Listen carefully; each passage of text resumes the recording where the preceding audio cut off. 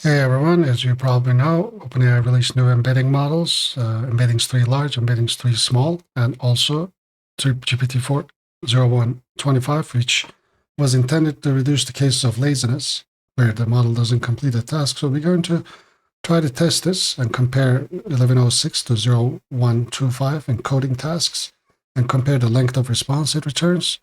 We're going to use JSON mode also for this. And we're going to test it in parallel for a total of 10 runs. And then we're going to test it with regular mode without JSON mode turned off. And then we're going to test it with multi-questions to see, asking different coding related questions. And then we're going to look at how we can embed a book and perform similarity search over it. And then we're going to do a similarity search with chat and try to see if the new models are performing better with cosine similarity. So let's get started. All these code files will be available at my Patreon along with an in-depth exclusive video. Link will be in the description. So some of you may know that I've created this GPT call class, which handles adding of messages, clearing of history, getting responses, both in JSON mode or otherwise. So this just pretty much handles all the trimming of message history. And it also is a cool parameter called max words per message, which sends a message, whatever message. We append please use this many words max or less. So we can limit the GPT's responses this way without setting a hard parameter such as max tokens. So I'm just going to be using this class. I'm going to be importing it from GPT call class.py file. We initialize it. I'm just going to keep the max word per message really large, and we're going to set JSON mode true. This is just for a test. We're going to run it, and we are setting off the system messages appropriately, and then just getting a response. This is just to see that it works. So moving on, in the next file, we are again initializing both the 1106 and 0.14 with the appropriate model names. You can actually use Turbo Preview, GPT-4 Turbo Preview. OpenAI said this will point to the latest model, but we are using here explicitly JSON mode true, and we add a system message saying always return JSON object. We're going to ask for some code, so we're going to expect it to return a plan and code. Same for the other one. And then we ask a question such as write a full class that does math operations in Python. When we get the response, we're going to print the length of them both to see if one of them returns longer content. And we will only be counting the code portion of the response, not the planning. Here we are getting the responses. Okay, we got our responses, and the older model 1106 actually returned longer response than the newer model. Let's move on to our next file, which actually does the same thing, but it does 10 at a time, and it does it in parallel using threadpool executor simultaneously. This time, let's ask a different question. Let's ask write a full web app using Fast API for a chat app, and let's run this. This is going to use threadpool executor, and we're going to get 10 runs in parallel. We're getting them. We're going to get the responses. We're going to print the response lengths. We're going to print the average length for each run, for both for the 1106 and 0.0125 model. And then we're going to plot it and save the plot and show the plot. Okay, we got our responses. These are the response lengths for each of the runs for 1106 and 0125. And these are the average lengths. The older model returned a slightly higher length of response for each of the runs. Let's move on to test it. Again, the same way, but with the JSON mode off. So we're just going to get regular responses. And we have modified the system message and question. The code files for this project will be available at Patreon. And if you look at my Patreon, you'll actually find some collections. To check out the collections where I group the content. Like for AutoJam, for example, there's 4 videos in fine-tuning, 17 videos for function calling, and 5 exclusive videos for patrons, which I hope they add many more. And if you look at memberships, there's an opening for the AI Virtuoso number 3. If you want to talk to me one-on-one, this comes with 1 hour of meeting every month. These are usually sold out, but if you are interested, just take a look. Now going back to code, if you forgot to take a look at the chart, the plot, as you can see, we see this plotted. Orange line is the new model. Blue line is the older model. You can see that they zigzag over, and now we're going to actually run it in regular mode without JSON being turned off. Same thing, but we're going to ask a different question. Write a SQLite management app in Python. Let's just run this. Again, we're going to have 10 runs in parallel using threadpool executor. We're going to print the lengths and the average, and then we're going to plot it. While this is printing, I'll talk about the requirements. We are using term color for colorful printing, matplotlib for the plotting, scikit-learn, and numpy for when we get to the embeddings situation. We're going to embed a book called The Room with View from Gutenberg Books into 3 SQLite databases using the small, large model and the ADA002 embeddings, and we can actually view it. We're going to redo these embeddings, but I'll just preview it for you while this is being done. As you can see, we're going to split this into 300-word chunks, and I'm going to get the embeddings for it. This ends up being 232 chunks of 300 words each, this entire book.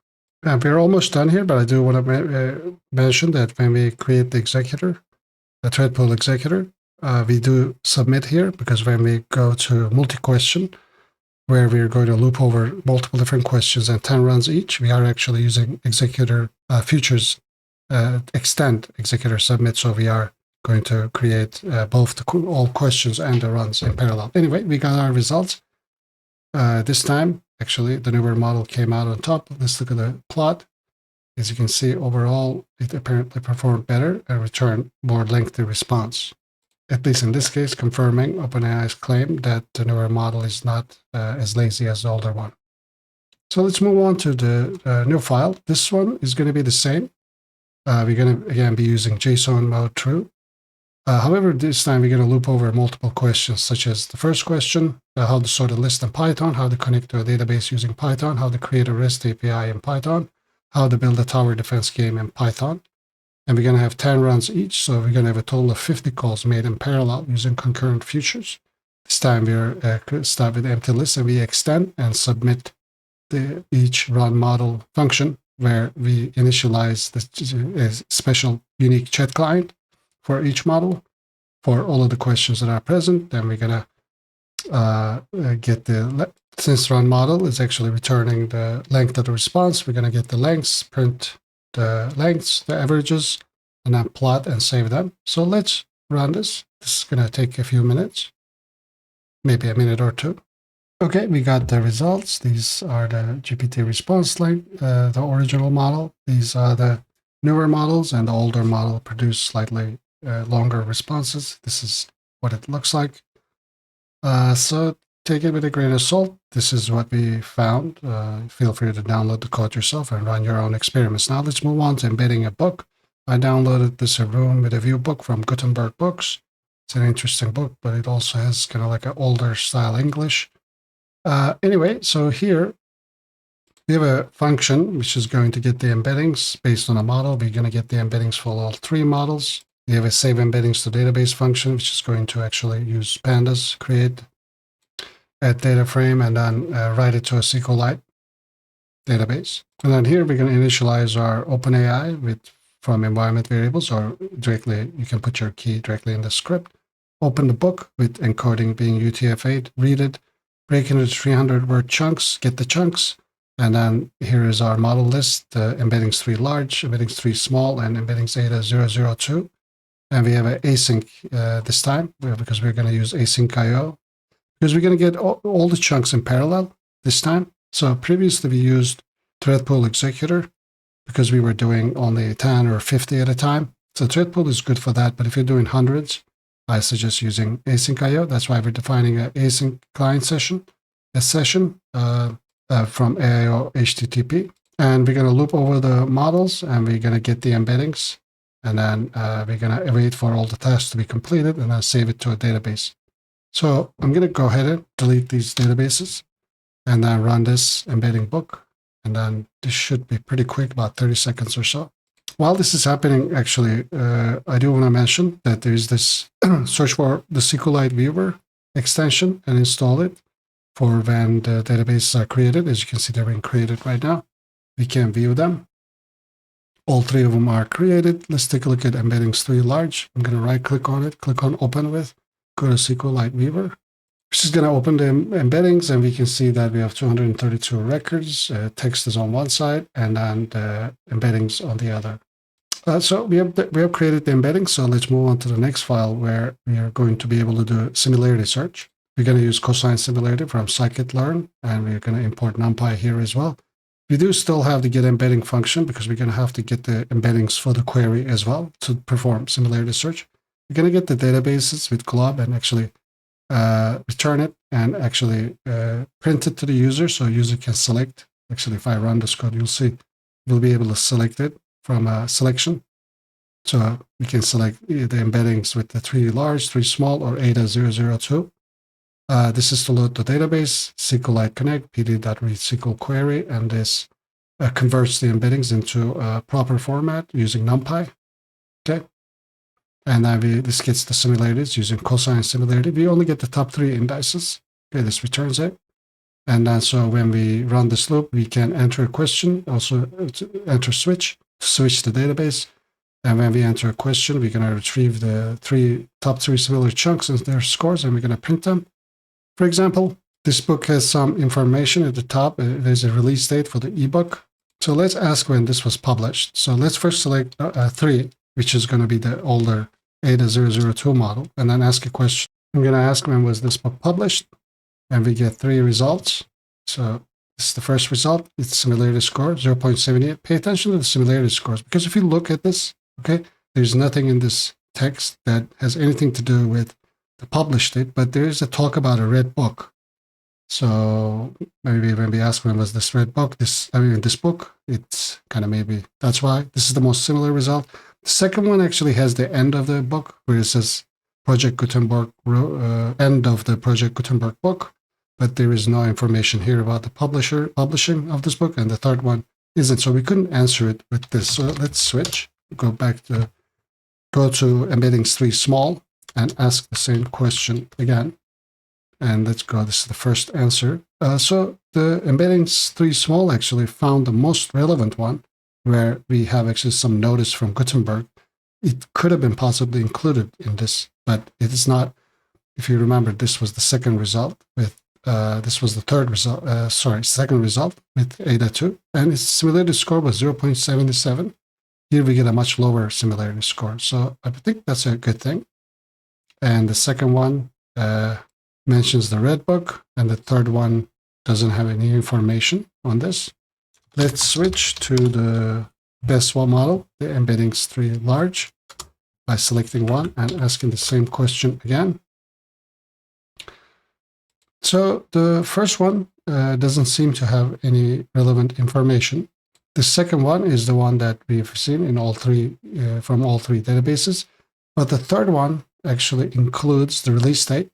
Okay, so that's good. The similarity scores are still low. I'm not sure why that is, but I'm going to conclude from this simple experiment that the embeddings-3 large was able to at least find the most relevant text versus when the other 2 couldn't.